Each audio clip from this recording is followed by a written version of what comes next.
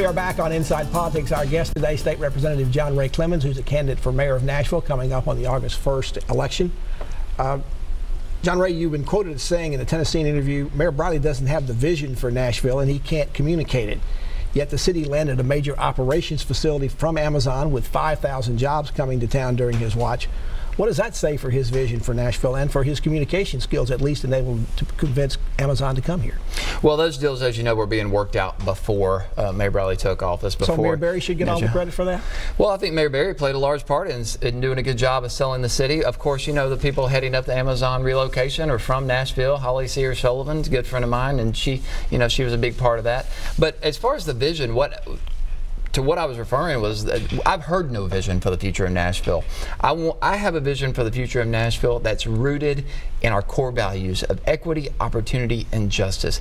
And my vision for the future of Nashville, I see it through my children's eyes. I have 3 little boys, like I said, in public schools.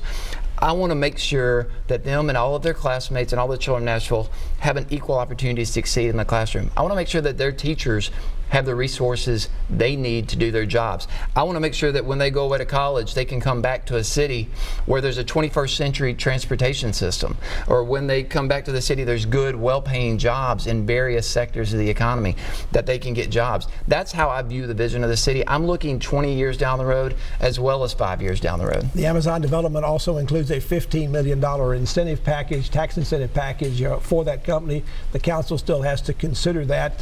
As a candidate, do you support that tax incentive? Would you urge the council to approve it? Well, that decision is going to be made before I take office as mayor of this city. You know, we are moving forward with the Amazon package. You're running a race while the council is going to be thinking about that. You have no opinion about it? You're not going to offer your opinion about that to them or the public? Well, I think incentives are offered to businesses every day. I think we offer incentives, and that's a good thing, but we need to have openness and accountability and more transparency in the process in the future. I think that's stuck in some people's crawl, and I think that it needs to be the guiding light as we move forward, and the guiding principle as we move forward with these types of deals. But you know, we talk about these incentive packages for these large corporations, but we can't ignore developing and nurturing the small businesses in our town. You know, these small businesses are what provide and create the character of our neighborhoods. We have a lot of people who have already invested in this city, and we need to be giving them their due attention as well and supporting them. The mayor's proposing a land swap of some public park property right across from the downtown library. A new high-rise building would go there. In return, the city would have a new homeless service center and I believe some affordable housing built downtown. That goes to the council as well soon for consideration. What would you tell council members and the public? Is that a good idea or a bad idea, the swap? Well, again, there's a lack of transparency in that deal. It almost seemed like a done deal before it was ever presented to the public. That issue goes towards the homelessness. You know, when we're addressing homelessness, providing the homeless housing must be done. I think that's a good thing. But what we really need to look at when it comes to homelessness is getting at the root cause of this problem. Our city needs to do a better job of looking at providing mental health care. We need to look at providing substance abuse services for the people of Nashville, and addressing issues like homelessness at the root of the problem rather than just coming in at the grass tops level and working on the housing. But I think both need to be focused on. In terms of transit, you mentioned it several times, the voters rejected that $5 billion program that was put on the ballot last year. It was only in Davidson County. I think I've heard you talk about doing it more on a regional basis. You've been in the legislature. They're not looking to help Nashville a whole lot in the region on that. They don't seem to want to do a regional kind of vote on something like this. So where are you going to go with that? Do you want to have another referendum on transit?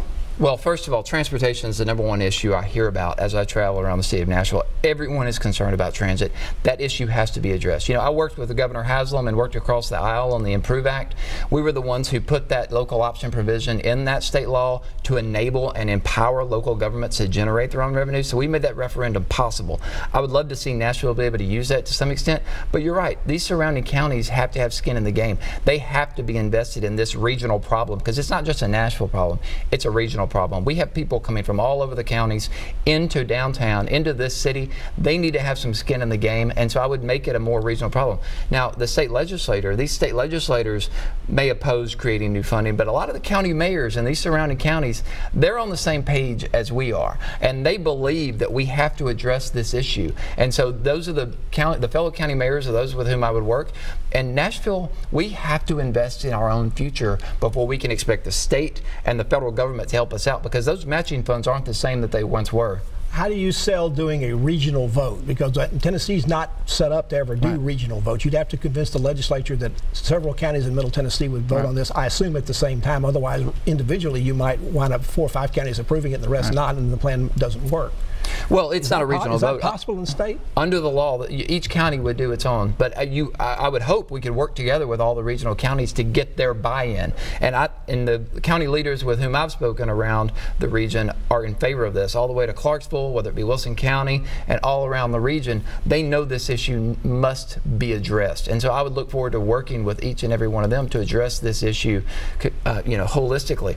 But building a transportation system and a transportation in this city, we have to look at addressing the needs of each community and each neighborhood in this city. We have to focus not only on the short term, find those cost-efficient fixes for the short term, but also look at the long term and address each community's needs. Okay, Clemmons, thanks for coming on the show. I'm sure we'll have you back during the campaign. Thank you. And thank you for joining us on Inside Politics. Hope you'll be back here again for a future show. If you can't get enough politics in the meantime, go to the News Channel 5 website. You'll find my Capitol View commentary there. A new commentary posted every Friday afternoon.